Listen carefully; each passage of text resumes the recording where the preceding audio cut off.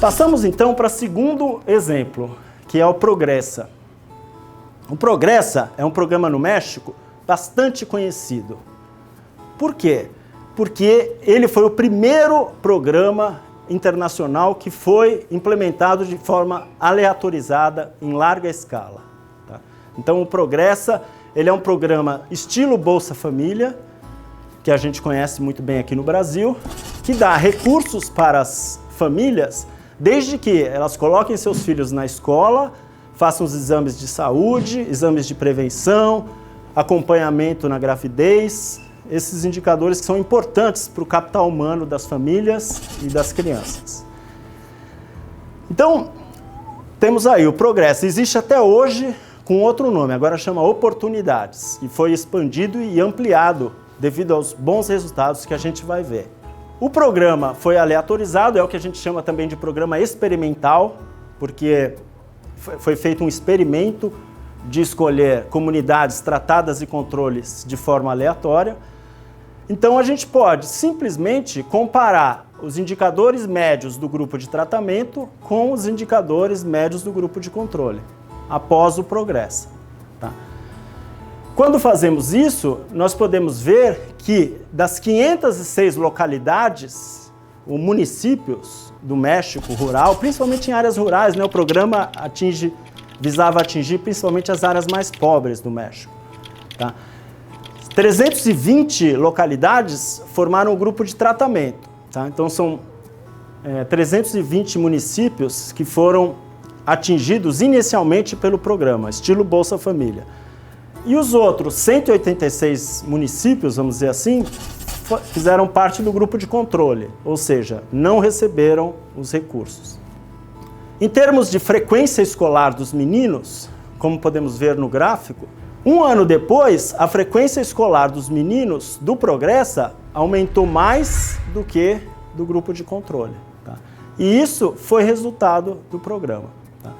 Podemos ver então que 2 anos após o programa, a taxa de frequência escolar dos meninos foi 4 pontos percentuais maior no grupo de tratamento, nos municípios atendidos pelo Progressa, do que no grupo de controle.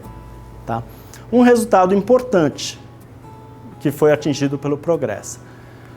Em termos de frequência escolar das meninas, também podemos ver no gráfico que o impacto foi de 5 pontos percentuais. Ou seja, o grupo de tratamento teve um aumento de frequência escolar superior ao grupo de controle, no caso das meninas. Também um resultado positivo do Progressa. Em termos de trabalho infantil, isso é bastante importante. Houve, no grupo de tratamento, uma diminuição da porcentagem de jovens que trabalhava. Podemos pensar, bom, então o programa foi altamente efetivo para diminuir o trabalho infantil. Mas, na verdade, isso não aconteceu. Por quê? O grupo de controle também caiu. Também houve uma diminuição do trabalho infantil no grupo de controle. Ou seja, o trabalho infantil diminuiu não devido ao Progressa, mas devido a outros fatores. Tá? A gente sabe que na época do Progressa houve uma grande seca no México, principalmente nas áreas rurais, e isso afetou as oportunidades de trabalho, tanto do grupo de tratamento quanto do grupo de controle. De fato, o programa reduziu muito pouco a taxa de trabalho infantil, os resultados não foram estatisticamente significativos.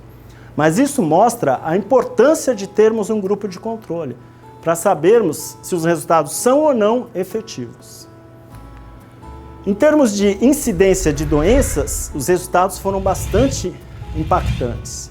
Houve uma diminuição substancial da incidência de doenças nas crianças de 0 a 2 anos, uma diminuição de 5 pontos percentuais. E nós sabemos que a incidência de doenças nessa fase pode trazer prejuízos grandes para o futuro dessas crianças. Mais um resultado positivo do Progressa. O mesmo aconteceu com a incidência de doenças de 3 a 5 anos. Também uma redução tanto do tratamento como do controle, mas uma redução maior do grupo de tratamento. Mais uma vez mostrando um benefício do Progressa.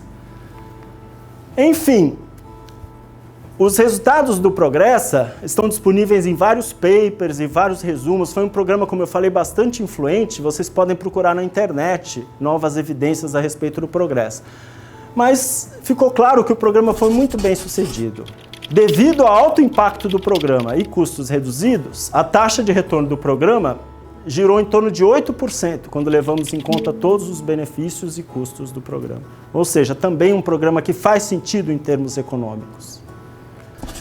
Vamos agora entrar em mais detalhes? Como calcular o retorno econômico de um projeto? Bom, o primeiro passo é que, para ser retorno econômico, os custos e os benefícios têm que estar medidos em termos de reais, em termos de dinheiro. Tá? Então, em termos de custos, é mais fácil. Basta você calcular os custos com materiais, o custo com pessoas, o custo com salas de aula, dependendo do tipo de programa que você está tentando avaliar. E, além disso, é importante não esquecer do custo de oportunidade, porque muitas vezes as pessoas dizem, não, o meu programa foi barato porque todo mundo trabalhava de graça, eram voluntários. Mas isso não está correto em termos econômicos, porque essas pessoas, ao trabalharem de graça para o seu programa, estão deixando de fazer outras atividades que poderiam aumentar a produção da sociedade. Poderiam estar recebendo um salário nessa outra atividade. Então é importante, no cálculo de custos do programa, levar em conta também os custos de oportunidade. Tá? Então, a partir dessa análise, nós temos os custos totais do projeto. E os benefícios? Essa parte é bem complicada. Como transformar variáveis quantitativas, como anos de estudo, porcentagem de alunos que completou o ensino médio, em termos econômicos, em termos reais, em termos de dinheiro. Tá? Para isso, é preciso novamente de criatividade e também de fazer simulações para verificar em que medida os resultados variam muito se eu uso diferentes medidas desse benefício monetário. Tá? Só para dar um exemplo, a gente sabe que no Brasil, as pessoas que terminam o ensino médio e não estudam mais, ganham em torno de R$ 1.500 por mês no Brasil inteiro. Já quem tem o ensino superior tende a ganhar R$ 4.500. Tá? Ou seja, uma diferença de 3 vezes no salário mensal, tá? 200%.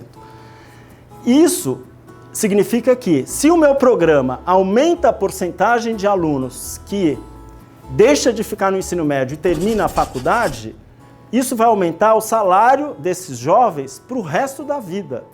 Ou seja, esse é o benefício monetário do meu programa. Eu consegui aumentar o salário esperado dos jovens durante toda a sua vida. Tá? Então esse é um exemplo em que um impacto em termos educacionais pode ser convertido em valores monetários e aí comparado com o custo. Então, resumindo, se tivermos as duas partes concluídas, podemos saber, o impacto do programa na vida das pessoas, dos alunos, das famílias, das cidades. 2, qual o retorno econômico desse impacto? Aí, suponha que um prefeito assumiu a cidade de Cotia, aqui perto de São Paulo, por exemplo. E alguns economistas fizeram avaliação de retorno econômico de vários projetos educacionais. O que seria o ideal? O prefeito chega, toma posse, seus assessores trazem vários projetos educacionais, cada um com sua taxa de retorno estimada, e ele vai fazer o quê? Direcionar mais recursos educacionais para os projetos que tenham a maior taxa de retorno, tá? Até igualar essas taxas na margem. Tá? Lógico que essa é uma situação ideal. Você vai dizer, muitas vezes isso não acontece na prática.